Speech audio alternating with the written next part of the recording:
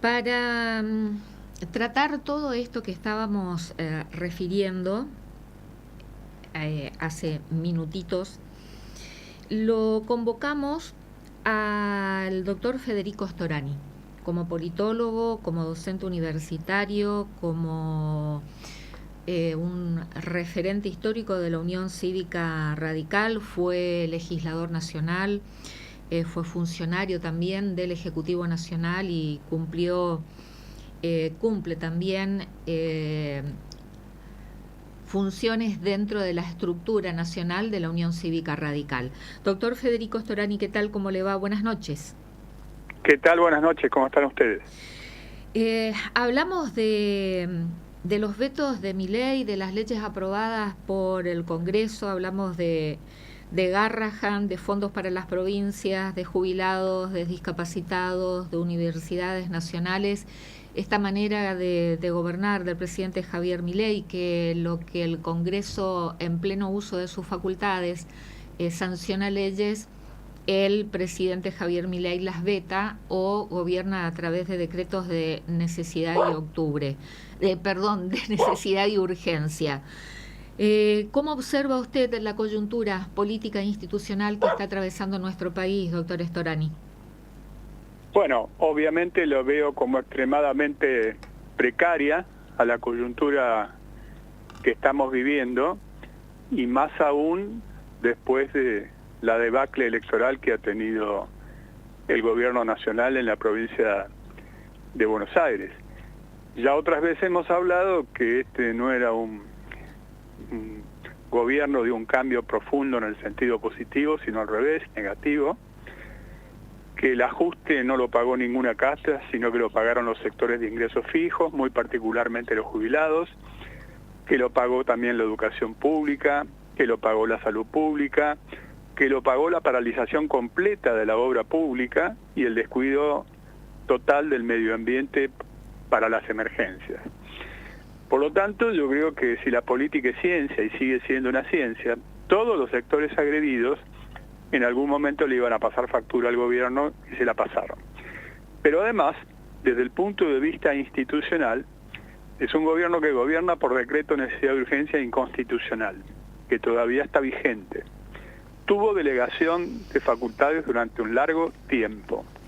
Recurre de manera sistemática al veto y por lo tanto gobierna con una minoría intensa. Prorroga de manera discrecional y arbitraria el presupuesto nacional. Pretende introducir miembros en la Corte Suprema de Justicia de la Nación, también por vía de decreto. Por lo tanto, estamos ante un gobierno que tampoco respeta el Estado de Derecho, sino que se precipita hacia el estado de excepción. Todo esto, por diferentes motivos, ha llevado a que tenga un traspié electoral en el principal distrito de la Argentina, que es la provincia de Buenos Aires, sumamente abultado, que lo debilita aún más, cuyas repercusiones se están viendo en materia económica. ¿Cómo, ante las manifestaciones del propio presidente Javier Milei y de funcionarios de su gabinete que dicen que aunque los vetos sean rechazados, como es el caso de la ley que declara la emergencia en discapacidad, que no la va a cumplir, que no la va a aplicar? Bueno, ahí está totalmente fuera del orden constitucional y del Estado de Derecho, porque no puede no cumplir una ley que es ratificada por el Congreso. Él tiene el derecho de vetarla y de hecho ha hecho uso y abuso de ese derecho, ¿no es cierto? Pero no puede, él dice que va a recurrir a la justicia. No puede porque no, constitucionalmente hay un procedimiento muy claro que es cuando el Congreso de la Nación ratifica con el número suficiente una ley que en su momento fue vetada, la misma tiene que ser cumplida, si no genera un conflicto de poderes sumamente grave y profundo, ¿no?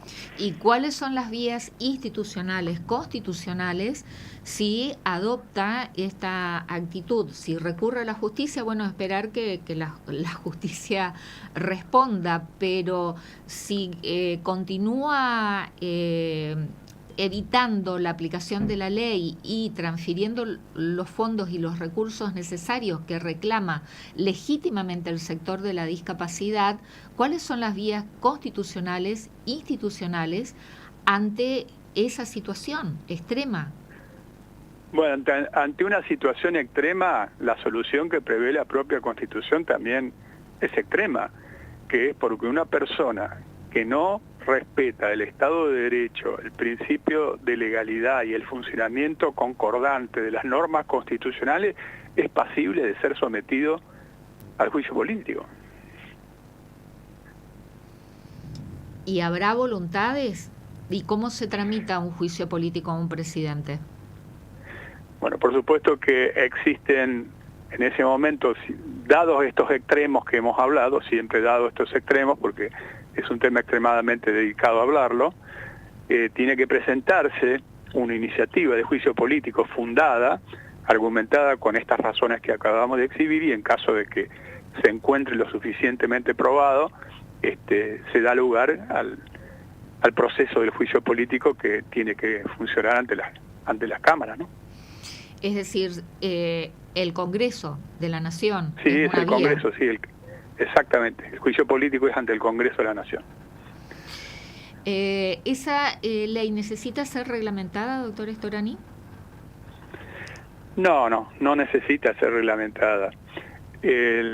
Lo que no hay ninguna duda es que incluso nuestro país registra en algunos momentos antecedentes de realización o de cefalías, de juicios políticos que se han llevado adelante, que se pueden llevar adelante. Se rige por los reglamentos específicos que tiene la propia Cámara en este caso, ¿no? Y el en propio caso, Parlamento. claro, en el hipotético caso que se llegue a esta medida extrema que está establecida constitucionalmente, ¿quién gobierna el país? En caso que proceda un juicio político, en caso que el presidente sea destituido, ¿cómo queda? ¿Quién gobierna? ¿Quién preside el gobierno que fue elegido por voluntad popular? Bueno, sin duda que si llegáramos a ese extremo, y siempre estamos hablando de un caso hipotético extremo, el presidente es suspendido provisionalmente. En ese caso asume provisionalmente también la vicepresidenta de la Nación.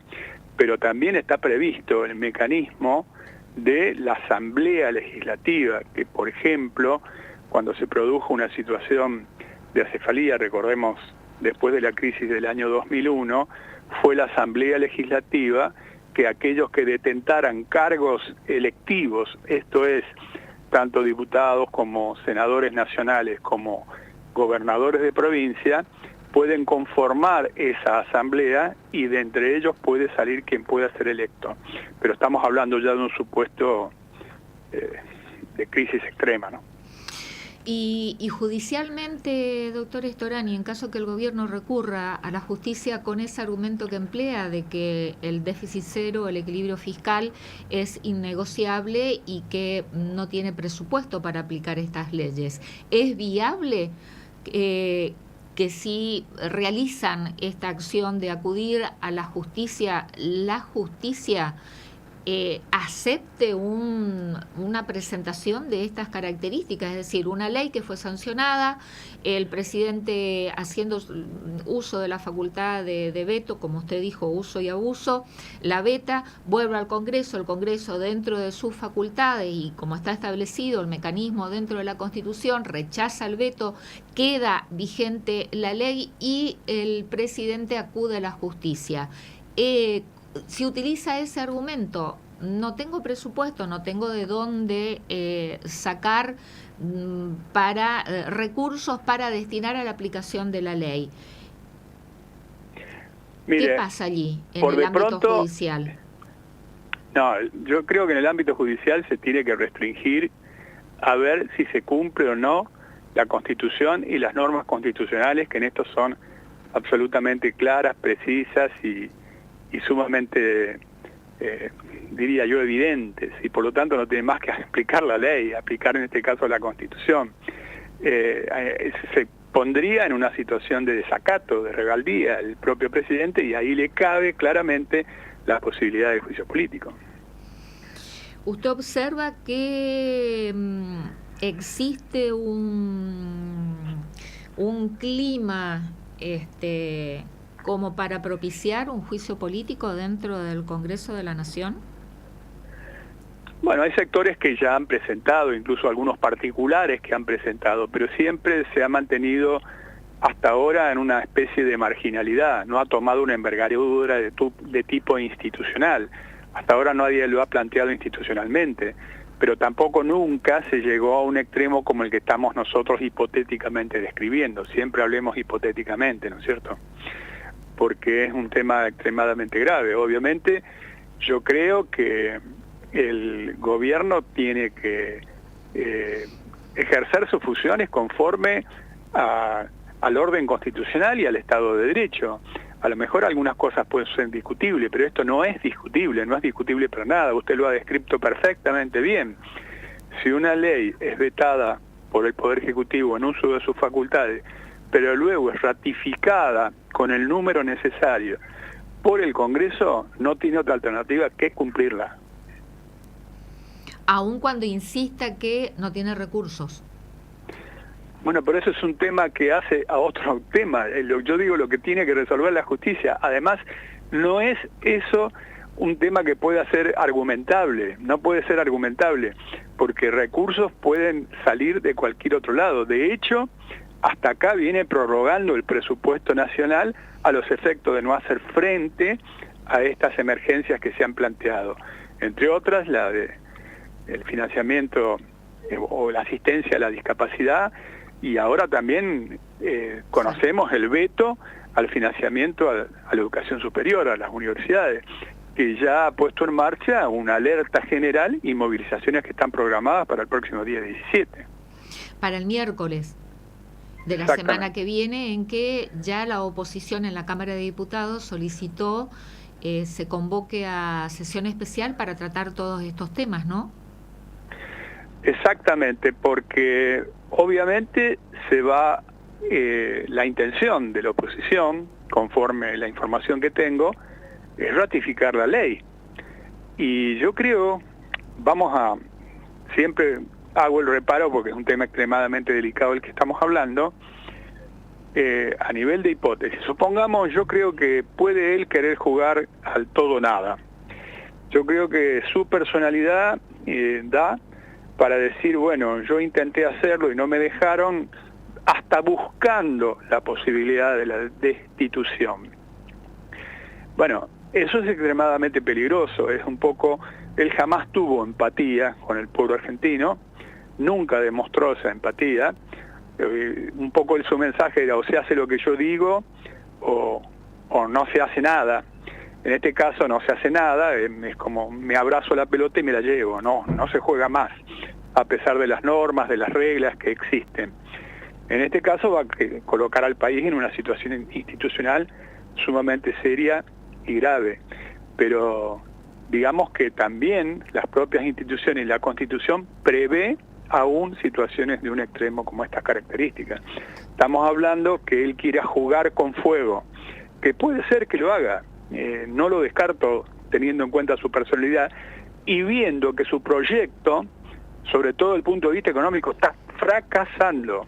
Al estar fracasando, va a intentar argumentar que no lo dejaron, cuando en realidad siempre un proyecto, cualquiera sea, económico, más intervencionista, más dirigista, más libre empresa, más pro mercado, lo que fuera, tiene que darse en las normas, dentro de las normas del Estado de Derecho.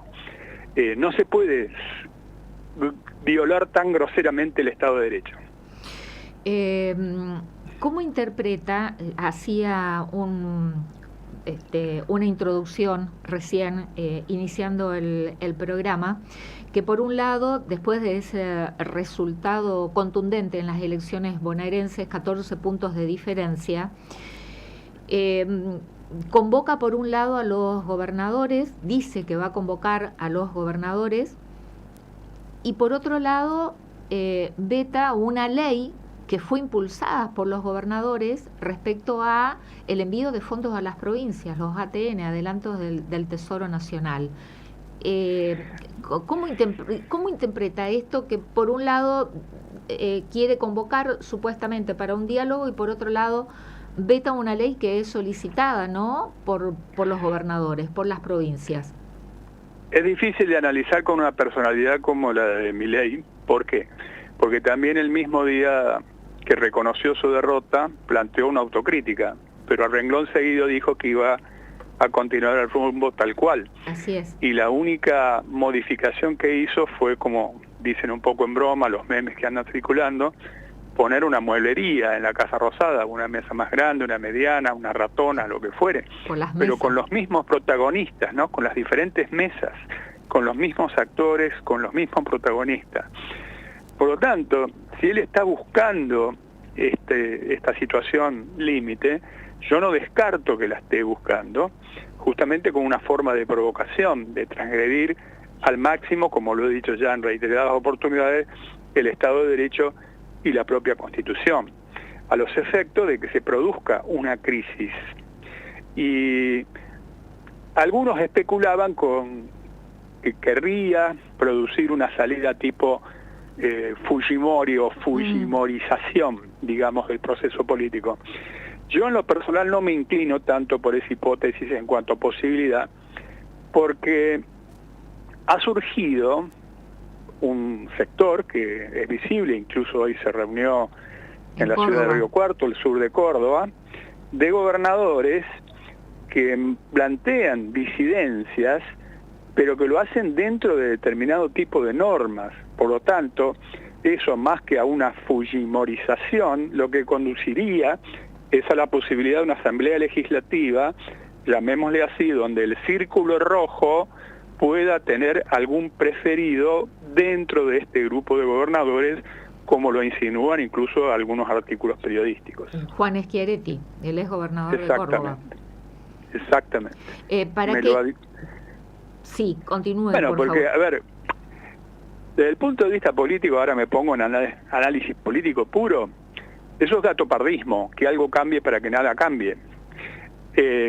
Cambia la forma, sin duda. Se respeta, por supuesto, también la norma constitucional, pero el proyecto de fondo no se pone en peligro. El proyecto de un proyecto que es de una economía primaria fuertemente extractivista, con un altísimo nivel de injusticia social, de inequidad social, estaría a salvo.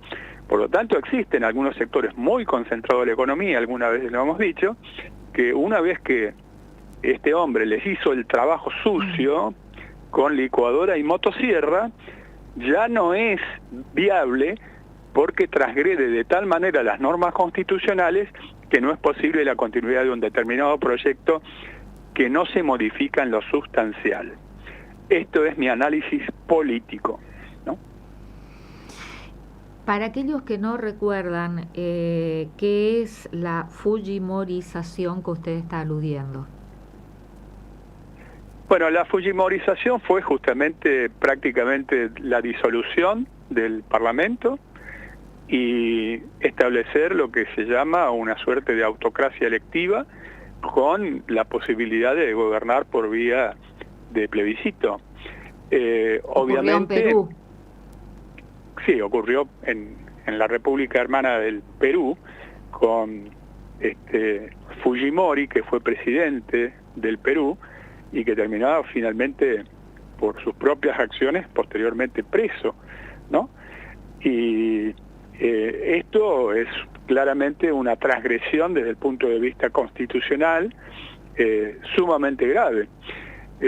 Yo creo que ese camino no sería viable, ni tampoco para los círculos más interesados sería el que más les importa. Creo que salvarían mucho más las formas si procedieran ante la tosudez del actual presidente y ante el intento de violar una y otra vez la Constitución, a dar marcha con el juicio político que permitiera la elección de un sustituto que garantizara la perdurabilidad en buena medida del plan económico-social desde el punto de vista de fondo. ¿Y quiénes serían, quiénes están dentro de ese círculo que usted acaba de decirlo, beneficiado por el presidente Javier Milei, pero con este tipo de conductas que una vez que ya fueron beneficiados, no estarían de acuerdo con esta tosudez del presidente? ¿Cuál sería ese círculo?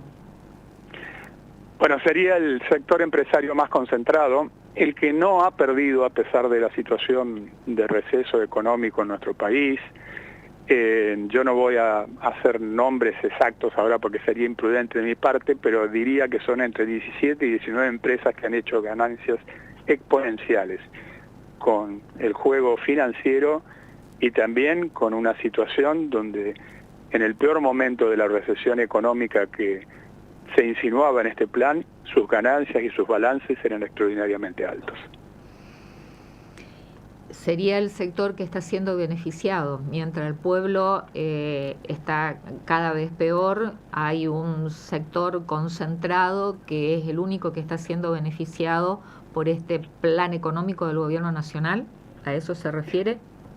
Me refiero a eso, y alguna vez también con usted lo hemos dicho en términos más filosóficos. Cuando algunos me decían, bueno, esto es el sálvese quien puede, yo corregía y decía, no, esto se parece mucho más al estado de naturaleza de Hobbes, cuando describía el monstruo bíblico del Leviatán como un disciplinador en la sociedad. La diferencia sería, si se me permite la licencia, leviatanes, corporaciones, que en definitiva, para preservar los intereses de privilegio y sus ganancias y su política económica más concentrada, más de privilegio, podrían recurrir a un procedimiento de estas características sin que se modifique lo de fondo.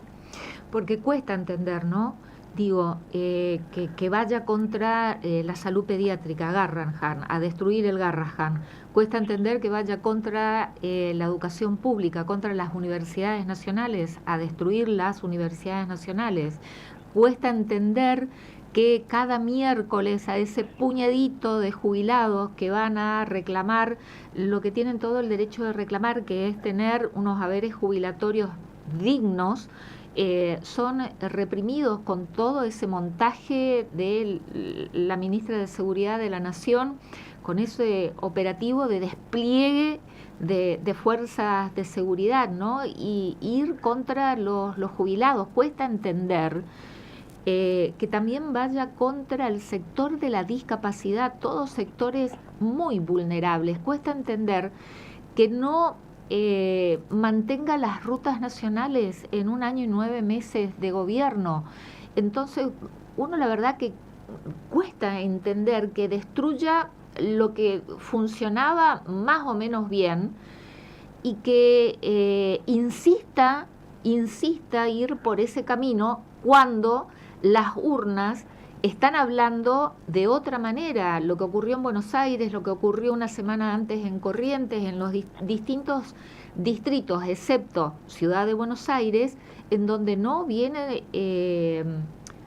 obteniendo resultados electorales la Libertad Avanza. Entonces, cuando insiste tanto, continuar, redoblar la apuesta, ¿no? Porque redobla la apuesta y profundiza aún más el ajuste a todos estos sectores, entonces la verdad que cuesta entender el rumbo, a dónde quiere ir, como costó entender qué fue a hacer en ese acto de cierre de campaña en Moreno, en ese lugar en donde fue a hacer ese acto.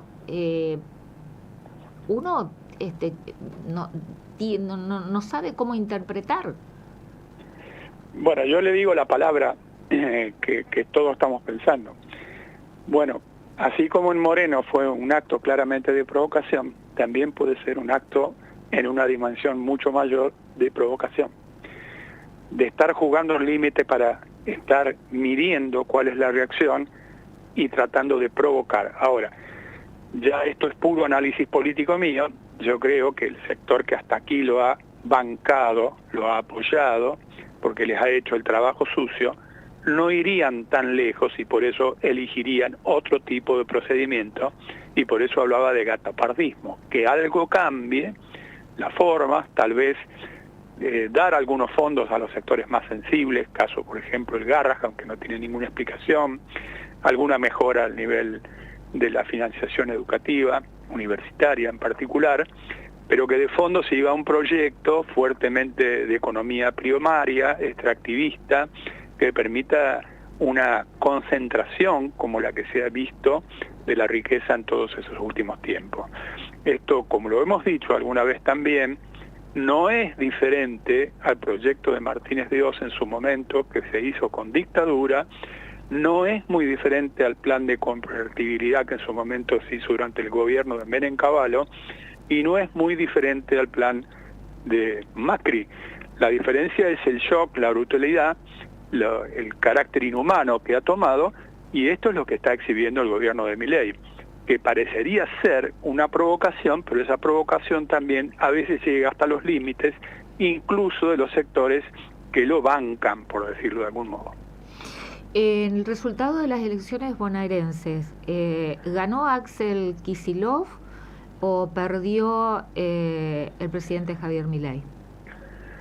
Bueno, siempre hay factores concurrentes, pero como dije al principio, si la política es ciencia, si uno agrede a todos los sectores que puede, en algún momento esos sectores le pasan factura. La pequeña y mediana empresa, los que se han convertido en importadores porque no pueden mantener a sus trabajadores, porque una pequeña que tenía 40 empleados despide 38 y con 12 queda simplemente para importar chucherías, porque además hay una apertura indiscriminada que hace una competencia desleal con las pequeñas y medianas empresas que generan puestos de trabajo más genuinos. Y eso se da particularmente fuerte en una zona como es la del Gran Buenos Aires, donde hay muchas pequeñas y medianas empresas, pequeños y medianos talleres, que algunas son más eficientes, otras menos, pero que en definitiva generan empleo, trabajo, movilidad social. Si uno agrede de una manera tan brutal, en algún momento se le pasa la factura. Por lo tanto, yo creo que hay un castigo al gobierno y también hay un acierto del gobernador. El acierto del gobernador pasa por una cuestión política esencial. Él planteó desde el principio el desdoblamiento de las elecciones, usted lo recordará. Ante la oposición interna, tenaz, dura, que incluso llegó a calificar como punto o línea roja si se hacía el desdoblamiento de la propia Cristina Fernández de Kirchner. Así es. Quien hasta hace poco tiempo estuvo diciendo, cuando alguien se equivoca, tiene que corregir su error y todavía está a tiempo de corregirlo. Esto lo decía hasta hace unos días. Así es. Bueno, se probó que no solamente no estuvo equivocado, sino que tuvo razón al desdoblar la elección y le infligió una derrota sumamente seria al presidente de la Nación, porque ganó 6 de las 8 secciones electorales, entre ellas las 2 más pobladas, que es prácticamente el 60% del electorado de la provincia de Buenos Aires, la primera sección electoral, que es Gran Buenos Aires Zona Norte, y la famosa tercera sección, que es Gran Buenos Aires Zona Sur. Axel Kicillof, digamos que tenía que tenía que atender dos peleas, si lo podemos llamar de esta manera, ¿no? Una, las elecciones legislativas, y otra, la trama interna del Partido Justicialista. Completamente. Fueron llevando, yo creo que esa disputa interna, llamémosla disputa interna que estaba tan fuertemente instalada, se postergó cuando Cristina Fernández de Kirchner fue detenida. Como todos sabemos, logró un nivel de solidaridad, sobre todo hacia adentro de su partido. Pero es una pelea que continuó larvada, tan larvada que en plena campaña su hijo Máximo, digo que distrito porque todo lo hemos visto, en Quilmes, donde la intendenta responde a Cristina Fernández de Kirchner, Mayra Mendoza, hizo un acto reclamando que el gobernador Kicillof los discriminaba porque iban muchas más obras para la ciudad de La Plata, ciudad en la cual yo vivo, donde gobierna la ciudad Julio Alac, que está alineado con Kicillof, y no para Quilmes, lo cual objetivamente falso, porque los fondos que se están utilizando son fondos que provienen de entidades internacionales por ser La Plata una ciudad capital de provincia. No se están utilizando fondos que provengan directamente del gobierno de la provincia, que está muy escaso por otro lado de fondos, está fuertemente desfinanciado. Ahora, esa disputa está.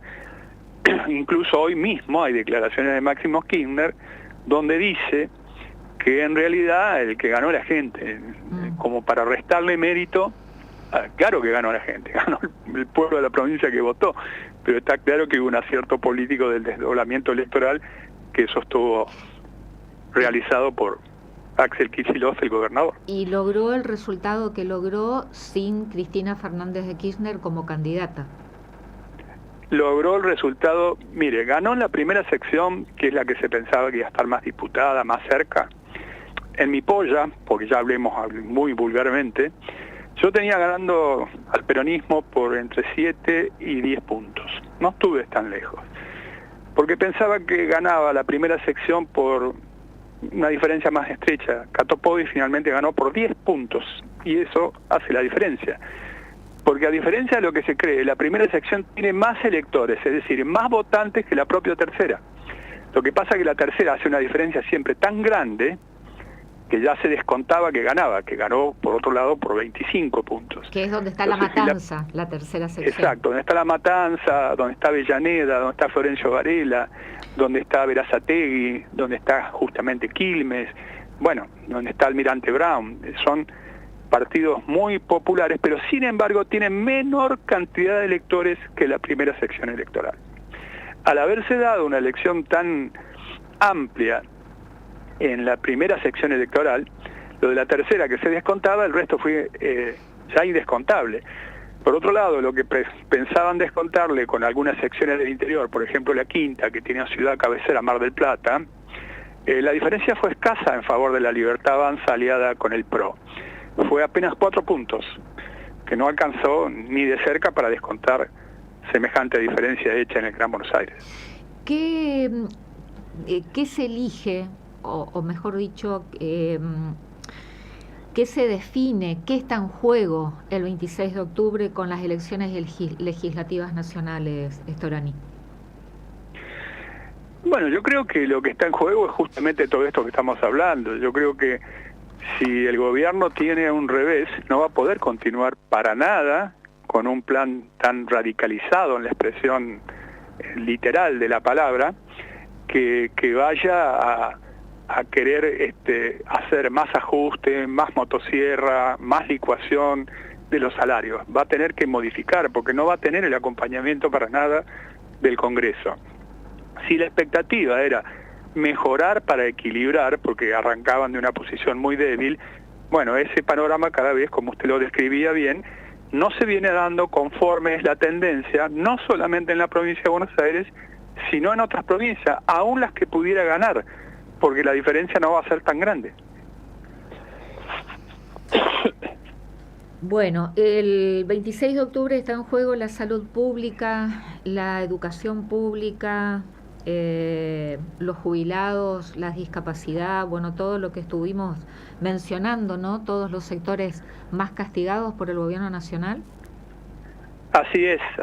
Para decirlo, a ver, los derechos humanos de primera generación los conquistamos con muchísima lucha, que es el derecho a la vida, a la libertad, a la integridad física. Y aún así cada tanto se transgrede. Pero también están los otros derechos, los derechos sociales, los de segunda generación, que hace el desarrollo humano, a la calidad de vida, que están contemplados también en el artículo 14 bis de la Constitución Nacional. Esos derechos fueron total y absolutamente vulnerados por el gobierno de Milei, incluso con crueldad, con burla hacia quienes eran afectados.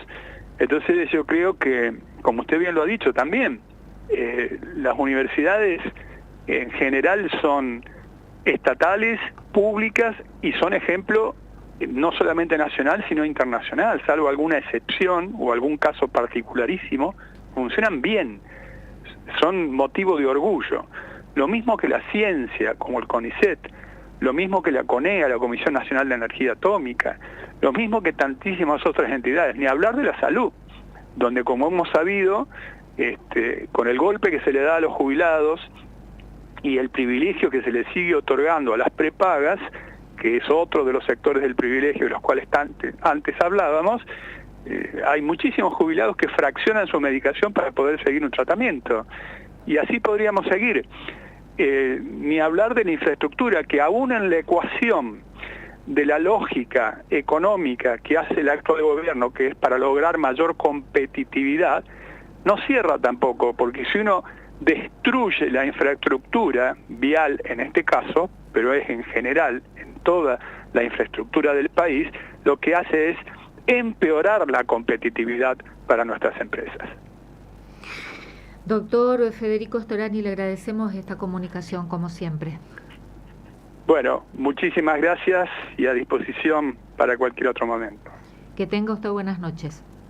Gracias. Politólogo, referente de la Unión Cívica Radical, autoridad partidaria, fue legislador nacional, fue funcionario del Ejecutivo Nacional también, ha pasado por distintas funciones, tanto partidariamente como funciones dentro del Congreso, dentro del Ejecutivo Nacional, y con una claridad y una formación intelectual brillante, y además con esa facilidad de poder explicarlo de manera en que todos podamos entender. Tiempos muy difíciles estos realmente, y en que estamos día a día, minuto a minuto, constantemente por parte del presidente y del gobierno de la Libertad Avanza, sufriendo provocaciones y jugando al límite, insistiendo con una política que hasta ahora el pueblo no ve resultados, no ve resultados en su calidad de vida, no ve resultados en que pueda vivir mejor, sino todo lo contrario. Hay que estar atentos a los distintos hechos que se van produciendo, estos vetos, el uso y abuso de su facultad de vetar leyes que son aprobadas por el Congreso y por amplia mayoría. Así que veremos lo que ocurre el miércoles en diputados, si logra la oposición rechazar los vetos y mantener estas leyes: financiamiento a universidades, emergencia en la salud pediátrica, ley Garrahan, y el envío de fondos a las provincias. Corrientes, lo dijo el gobernador en estos días, no ha recibido absolutamente ninguna transferencia de fondos.